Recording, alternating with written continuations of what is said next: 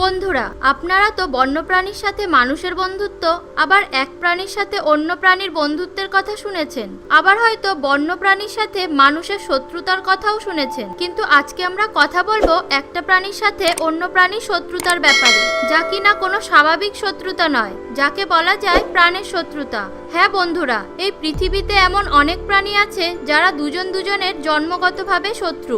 এরা কখনোই একে অপরের বন্ধু হতে পারবে না, কারণ এরা একে অপরকে দেখলেই কে কাকে মারবে সেই প্ল্যান করতে থাকে, আর সুযোগ পেলেই আক্রমণ করতে একবারও চিন্তা করে না। তো বন্ধুরা, বেশি কথা না বাড়িয়ে চলুন শুরু করা যাক। Lion and হায়না।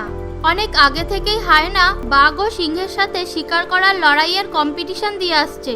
যদিও সিংহকে আমরা জঙ্গলের রাজা বলে থাকি, কিন্তু এই হায়নার কাছে এই রাজার কোনো পাত্তাই নেই।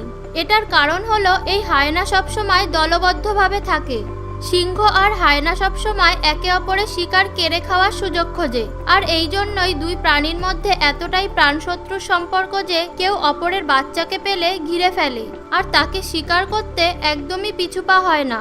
1999 সালে ইথিওপিয়ার জঙ্গলে সিংহ আর হায়নার মধ্যে লড়াই শুরু হয়, আর এই লড়াই 2 সপ্তাহ পর্যন্ত চলতে থাকে। এই লড়াইতে 35টি হায়না আর 6টি সিংহ মারা গিয়েছিল। বন্ধুরা, যদিও সিংহ শরীরে বড় হয়ে থাকে, কিন্তু হায়নার সামনে সিংহ কিছুই করতে পারে না। Elephant and rhinoceros. হাতি আর গন্ডার, এই দুটি প্রাণী অনেক ভারী শরীরের অধিকারী হয়ে থাকে, আর জেনারেলি তাদের শরীরের কালারও একই রকম হয়ে থাকে। বেশিরভাগ সময় এরা দুজন দুজনের জায়গাতে সবসময় শান্ত থাকে, কিন্তু পুরুষ হাতির ক্ষেত্রে একটা সময় আসে যখন হরমোন চেঞ্জের কারণে হাতির মাথা প্রচণ্ড পরিমাণে গরম হয়ে যায়। এমন সময় হাতি যে কোনো কিছুর ওপরই হামলা করার জন্য পাগল হয়ে থাকে, আর এই পাগল হওয়া হাতির সামনাসামনি একমাত্র গন্ডারই ভয় না পেয়ে করতে পারে। 2000 সালে একটি হাতির পাল প্রায় 36টি গন্ডারকে মেরে ফেলেছিল। Killer whale and great white shark. নীল জলের এই সমুদ্র যতটাই বড় ততটাই গভীর এবং ততটাই রহস্যময়। প্রাণীদের শত্রুদের কথা যখন আসে, তখন জলে থাকা প্রাণীরাও একদমই পিছিয়ে নেই। যেমন সমুদ্রের হোয়াইট শার্ককে সমুদ্রের সবচাইতে বড় শিকারীদের মধ্যে একটি মানা হয়, আর বিপরীত দিকে হোয়েল আকারে বড়, শান্ত, চুপচাপ স্বভাবের জায়ান্ট হয়ে থাকে। আর এটা সত্যি, কিলার হোয়েল নিজের খাবারের জন্য ফিশ আর পেঙ্গুইন মারার জন্য খুবই অ্যাপ্রিসিয়েট হয়ে থাকে। আর যদি সমুদ্রের রাজা গ্রেট হোয়াইট শার্কের কথা বলি, তাহলে ও কিলার হোয়েলকে চ্যালেঞ্জ করতে একেবারে পিছুপা হয় না। আর সবসময় এদের লড়াই একটা কারণেই হয়ে থাকে, দুজনেই একটাই শিকারের পেছনে ছোটার কারণে। Hippopotamus and crocodile. কুমিরের সাথে অন্য কোনো প্রাণীর একেবারেই বন্ধুত্ব হয় না, কারণ জলে থাকা জলহস্তী আর কুমির একে অপরকে একেবারেই সহ্য করতে পারে না। মাঝে মধ্যে জলহস্তী কুমিরের খাবার কেড়ে খেয়ে ফেলে, না হলে কুমিরের শিকারকে মুক্ত করে দেয়। জলহস্তী বড় দেহওয়ালা ঘাস খাওয়া জীব, দেখতে অনেকটা অলস মনে হয়, যে কিনা সবসময় জলের মধ্যে স্নান করতে থাকে। কিন্তু যখন দরকার হয়, জলহস্তী অ্যাগ্রেসিভ হয়ে যায়। নিজেকে এবং নিজের পালকে বাঁচানোর জন্য কুমিরকে নিজেদের এরিয়া থেকে তাড়িয়ে দেয়। বাঘ এবং হায়নার মতো প্রাণী জলহস্তীর মাংস খাওয়ার জন্য তাকে শিকার করে, কিন্তু যখন কথা কুমিরের কাছে আসে, তখন জলহস্তী সবসময় কুমিরকে ধাওয়ার ওপরে রাখে। গ্রেজলি বিয়ার অ্যান্ড উলফ। যদিও ভাল্লুক আর নেকড়ের মধ্যে লড়াই করার কোনো যুক্তিসঙ্গত কারণ থাকে না, কারণ জঙ্গল ভালো বড় হয়ে থাকে, আর এদের একটা শিকার নিয়ে লড়াই করার কোনো মানে নেই। এরা দুজনেই শিকারী, আর নিজের খাবার শিকার করে খেতেই পছন্দ করে। মাঝে মধ্যে হঠাৎ নেকড়েকে দেখা যায় ভাল্লুকের বাচ্চাকে ঘিরে ধরতে, কারণ কোনো নেকড়ে বড় ভাল্লুকের সামনে 1 মিনিটও টিকতে পারবে না।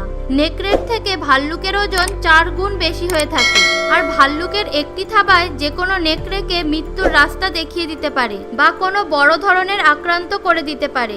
কিন্তু নেকড়ে সবসময় দলবদ্ধ হয়ে শিকার করে, এই জন্যই এই দুজনের মধ্যে সবসময় ভাল্লুকের সাথে নেকড়ের দলের লড়াই হয়ে থাকে। Mongoose and cobra.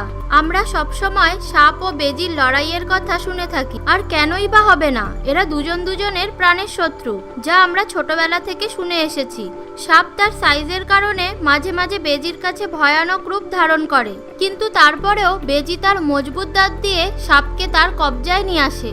যদিও বেজি দেখতে 1 ফুট থেকে 2 ফুট লম্বা হয়ে থাকে, কিন্তু বেজির চালাকি আর বুদ্ধিমত্তা সাপের থেকে কয়েক গুণ বেশি হয়ে থাকে। আর বিপরীত সাইডে কোবরা অনেক বেশি বিষধর হয়ে থাকে, যার কাছে অন্য প্রাণীকে মেরে ফেলা কোনো ঘটনাই না। কিন্তু বেজি তার চালাকের কারণে এই বিষ থেকে নিজেকে খুব সহজেই বাঁচাতে পারে। এদের যুদ্ধ সবসময় অনেক লম্বা হয়ে থাকে আর বেশিরভাগ সময় বেজি সাপের জন্য অনেক ভয়ানক হয়ে পড়ে। Crocodile and anaconda. বন্ধুরা, অজগর সাপ আর কুমির দুজনেই ভয়ঙ্কর প্রাণী। এই দুজনেই একে অপরকে একদমই পছন্দ করে না।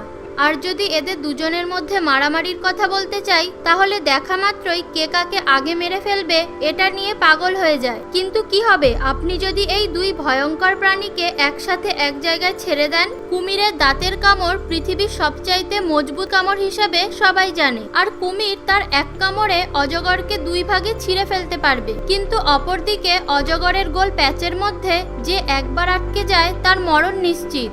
অজগরের এই প্যাচ এতটাই শক্তিশালী হয়ে থাকে যে কিছু সেকেন্ডের মধ্যেই যে কোনো প্রাণীর হাড় ভেঙে চুরমার করে দিতে পারে। আমার হিসেব অনুযায়ী এখানে বরাবর কম্পিটিশন হবে, কে জিতবে তা বলা মুশকিল। বন্ধুরা, আপনাদের কি মনে হয় কে জিতবে? তো বন্ধুরা, এরকমই আরো অজানা নতুন নতুন আপডেট পেতে আমাদের চ্যানেলটি সাবস্ক্রাইব করুন আর সাবস্ক্রাইব বাটনের পাশে থাকা বেল আইকনটি অবশ্যই প্রেস করুন, যাতে আমাদের নতুন ভিডিওর আপডেট সবার প্রথম আপনার কাছে পৌঁছে যায়। কমেন্ট করে জানান ভিডিওটি আপনার কেমন লাগলো। ভিডিওটি ভালো লেগে থাকলে লাইক করুন এবং ফেসবুক ও হোয়াটসঅ্যাপে আপনার বন্ধুদের সাথে শেয়ার করে আমাদের সাপোর্ট করুন। আজকের মতো এতটাই, দেখা হবে আমাদের পরবর্তী ভিডিওতে। Till then take care, good by.